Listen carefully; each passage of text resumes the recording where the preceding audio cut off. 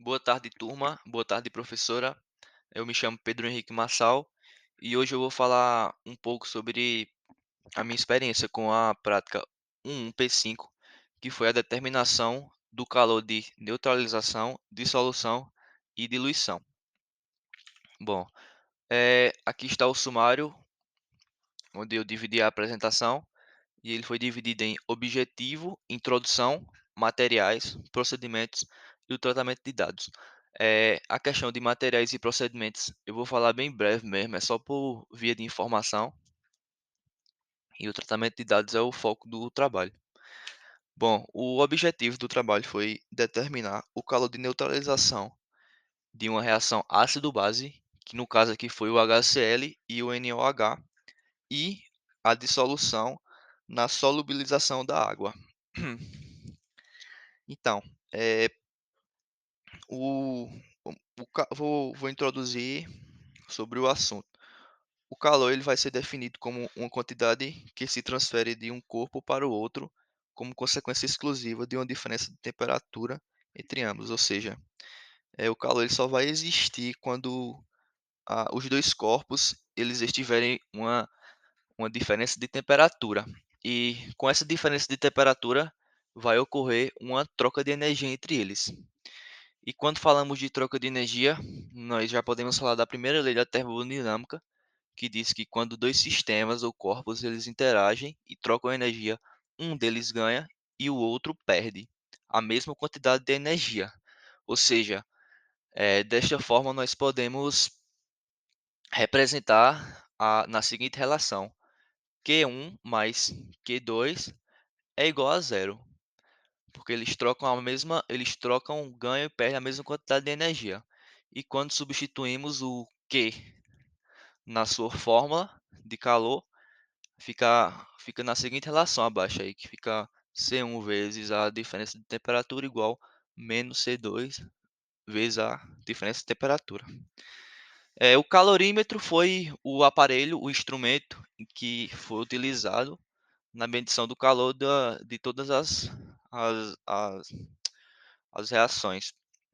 E ele está sendo representado aí na imagenzinha, de como ele é feito. Ele é isolado com isopor, alumínio ou cobre, e aí se coloca as duas soluções lá dentro e lá vai ocorrer a troca de energia. Bom, aqui foram os materiais que foram utilizados na prática, todos os materiais estão aí. Os procedimentos. A prática consistiu em parte A, que foi a calibração do calorímetro. A parte B foi onde foi feito o calor de neutralização do ácido base. E a parte C, que foi a determinação do calor integral da dissolução. Então, o tratamento de dados ele foi feito no Excel para melhor visualização dos dados, organização e a facilitação nos cálculos também. Aí eu separei aqui as três partes em três tabelas diferentes e separei a temperatura inicial e final de cada reação que teve. Bom, primeiramente a gente vai calcular a capacidade calorífica, e para o cálculo da capacidade calorífica temos que achar as massas da água, a massa da água fria e a massa da água quente. E para achar as massas, eu utilizei a fórmula da densidade. Para o cálculo da massa da água fria, eu utilizei a densidade igual a 1.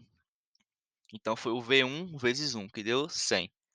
E para a massa da água quente, eu utilizei a densidade, que foi aqui está na tabela aí, que é 0,971, que deu esse valor aí vezes 50, né? Deu essa massa da água quente, que é 48,55. E com esses dados, eu coloquei na equação ao lado aí para o cálculo da capacidade calorífica, que deu 535,02. Com com a com a capacidade calorífica em mãos, aí vamos utilizar para achar o calor de neutralização em mols. E como é em mols, nós temos que transformar as unidades. Então, primeiramente, vamos transformar aqui o ml em mol e aí foi feita a primeira relação aí, 1000 ml é igual a 1 mol, então 50 ml vai ser 0,05 mols. Tivemos que trocar também, a unidade de calor para joule, caloria para joule, que aí uma caloria é igual a 4,1868 joules.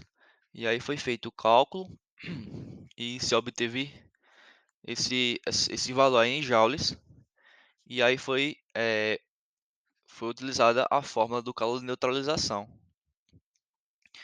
E o calor de neutralização foi o menos 67,2, que é o calor de neutralização do HCl e o NaOH.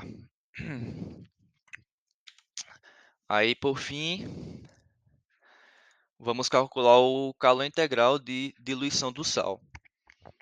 E aí, vamos ter que trocar também o e fazer a relaçãozinha aí, trocar grama para mol. E aí foi feito 85 gramas está para 1 mol, 2,5 está para X. E aí obteve o resultado e com esse resultado co coloquei na equação que foi usado anteriormente e foi obtido o resultado, que está aí na tela. Então, todos os resultados foram esses e obrigado.